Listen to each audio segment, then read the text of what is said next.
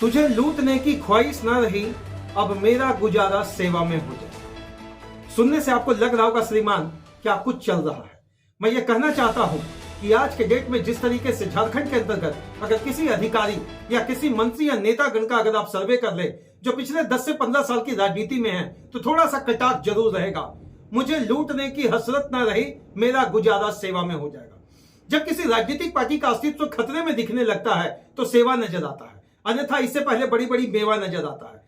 क्या कुछ होता है झारखंड के उन बैकग्राउंड में जहां पर एक आम नेता 5 साल के अंतर्गत बन जाता है करोड़पति।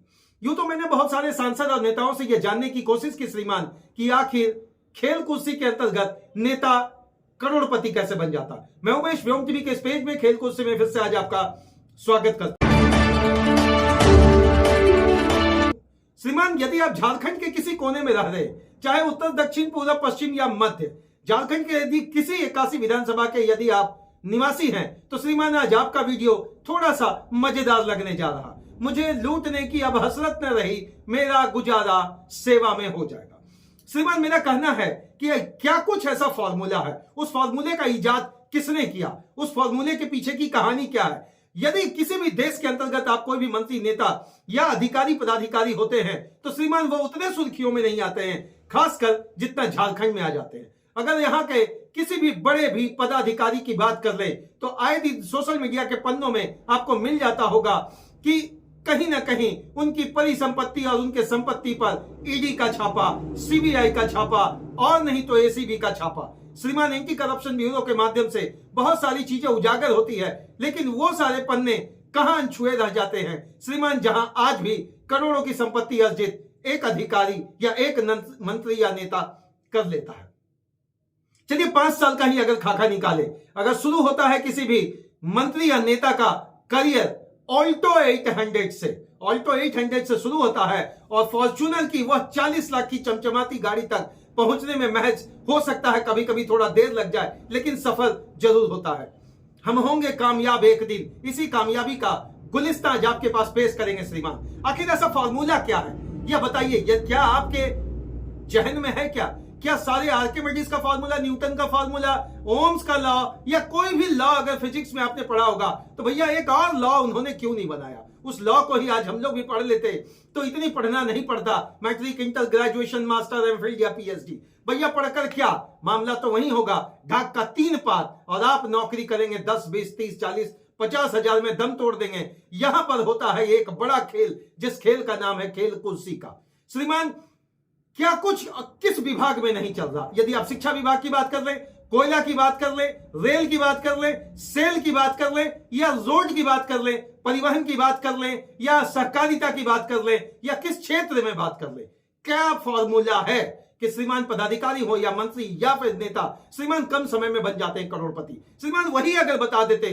तो ये सारी योजनाएं आपको धरातल पर लानी नहीं पड़ती। मेरा वीडियो जरूर तमाम उन सारे अधिकारी या पदाधिकारी या नेताओं को लग रहा होगा कि कटाक्ष, मैं कटाक्ष नहीं कर रहा, मैं तो ये जानना चाहता हूं सनिवेदन, सभाव से, सपरिणाम स्थिति से, श्रीमान आपसे कि फॉर्मूला अगर आप बता देते तो यही आम झारखंडी जान जाता, ग्रामीण झारखंडी जान जाता, शहरी झारखंडी जान जाता, अर्ध शहरी झारखंडी जान जाता और सबसे सुदूर गांव में जीने वाले आदिवासी, मूलवासी ये भी जान जाते कि आखिर क्या मैटर छुपा है इस फॉर्मूले में।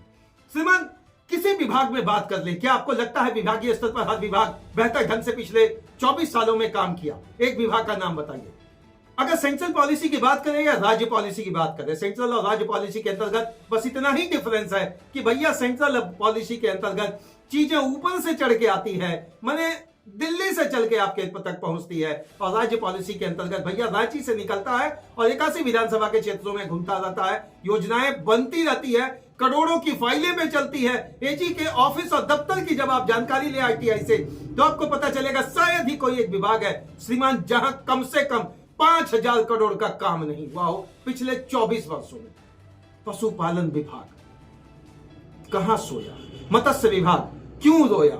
श्रीमान ये सब विभाग की तो बात ही छोड़ दीजिए। पेड़ पौधा लगाया जाता है, पेड़ पौधा सूख जाता है, फिर लगता है, फिर सूखता है। अगर आप हॉस्पिटल चल जाए तो श्रीमान दवा आपको कौन देगा, यह तो यमराज साहब बताएंगे। यदि आप शिक्षा की बात कर लें तो हमेशा एक चीज का हवाला होता है कि श्रीमान बेहतर सुविधा दिया जाएगा, कंप्यूटर एजुकेशन लाएगा, डिजिटल टेक्नोलॉजी को लाया जाएगा, इसके पीछे बच्चों को खिलाया जाएगा, अंडा दिया जाएगा, दूध दिया जाएगा, मीट मछली सब दिया जाएगा, लेकिन जो नहीं दिया जाएगा वो आप समझ जाए।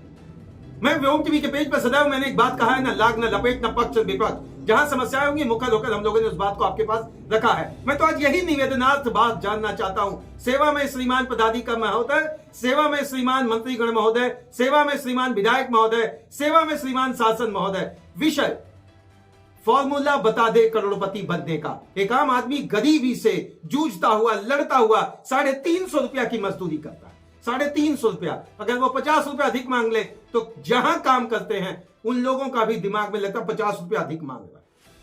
अगर एक काम करने वाला व्यक्ति 500-600 रुपया प्रतिदिन आपसे लेता है और 8 घंटा आपके यहां काम करता है, चाहे वो मजदूरी हो, मेशन हो, कारपेंटर हो, चाहे लोहार हो, सुनार हो, कोई भी, तो श्रीमान आपको उसे देना होता है 500 से 600 रुपया, उसमें आनाकानी होती है। लेकिन जब विभागीय स्तर पर आप एक विभाग का खाका निकाल दे, सुरक्षा की बात हटा दे, उनके पीछे लगने वाली चीजों का बात हटा दे, ऑफिशियल डॉक्यूमेंट्री बात का हटा दे, मीटिंग, असेंबली, सेमिनार, सारी चीजें हटा दे। मैं तो यही जानना चाहता हूं कि आप एक विभाग बताएं, जहां जमीनी स्तर पर एक गांव बताएं, जहां जमीनी स्तर पर उस विभाग का एक क्षेत्र बताएं जिस क्षेत्र में आपने बेहतर काम कर दिया। चाहे मत्स्य विभाग हो, पशुपालन विभाग हो, शिक्षा विभाग हो, स्वास्थ्य विभाग हो, ग्रामीण स्वास्थ्य की स्थिति आप जान रहे, ढाक का 3 पद, ग्रामीण शिक्षा की स्थिति आप जान रहे, ढाक का 4 पद, ग्रामीण रोड की स्थिति जान रहे हैं। थोड़ा पीसीसी आने से सुधार हुआ, यहां बोलने में थोड़ा हिचकिचा गए, बट ये जानना चाहते हैं। फॉर्मूला वहीं आकर, प्रश्न वहीं आकर टिका है, प्रश्न वहीं टिका है। अगर ये कटाक्ष है झारखंडी के अंतर्गत जो दंश है, अगर उस दंश से निकलना हो तो घर के सामने पानी दबंग अगर अपने घर में घुसा दिया, अगर घर के सामने से रोड निकल रहा तो रोड में वहां पर जर्किंग लगा दिया, अगर घर के सामने से कोई बेहतर योजनाएं हैं तो उस योजना का लाभ उन्हें भी श्रीमान मिल जाता है। लेकिन आम ग्रामीण क्या करता है? वह ग्रामीण क्या करता है जो सुदूर इलाके में लोहरदगा में रहता है, वह जो पाकुड़ में रहता है, जो साहेबगंज में रहता है, जो गोड्डा में रहता है, जो रांची के सुदूर इलाकों में रहता है, पूर्वी सिंहभूम, पश्चिमी सिंहभूम, सरायकेला खरसावां, कोल्हान, उन क्षेत्रों की बात करें अगर, तो श्रीमान वास्तविक स्थिति आपसे छुपा हुआ नहीं है। दंश ऐसा है कि जिसे अगर शब्दों से बयां करना जाए, अगर इनसाइड स्टोरी अगर किसी भी एपिसोड पर, किसी भी चैनल पर ये चलता है तो आंखों में जरूर नमी आ जाती है, क्योंकि वास्तविक स्थिति यही है। उनको नहीं मालूम होता है नंबर 1 करोड़पति कैसे बना जाए, उन्हें नहीं मालूम होता है योजनाओं का लाभ कैसे लिया जाए। नंबर 3 उन्हें नहीं मालूम होता है कि वास्तविक स्थिति से आवाज कैसे उठाया जाए। नंबर 4 उन्हें नहीं मालूम होता है कि हम अगर विरोध कर रहे हैं तो इसका परिणाम क्या होगा। ये सारी चीजों के पीछे होता है एक बड़ा डर, और इसी डर के बाद से अपने आप को कॉम्पैक्ट डिस्क के माध्यम से बंद कर लेते हैं और सोचते हैं मेरा राम ही करेंगे बेड़ा पार, उदासी मन मैं काहे को करूं। श्रीमान बहुत बहुत धन्यवाद आप सभी का। कम से कम झारखंडी इस बार जागा है, कम से कम झारखंडी इन चीजों को समझ रहा, और मंत्रीगण जिस तरह से एक्टिव हो रहे हैं, धरातलीय व्यवस्था में सुधार होने का थोड़ा सा आसार जरूर दिखा है। लेकिन फिर प्रश्न वहीं टिका है, करोड़पति बनने का फॉर्मूला क्या? चंद पंक्तियां इससे पहले पेश करूं, एक बात और आपके पास रखता हूं। मुनव्वर साहब ने एक बात कहा था, बुलंद इमारतों की बात क्या करें, हमेशा वो खतरे में रहता है। थोड़ा सा दाएं बायां हुआ होगा लेकिन आशय आप समझ गए होंगे।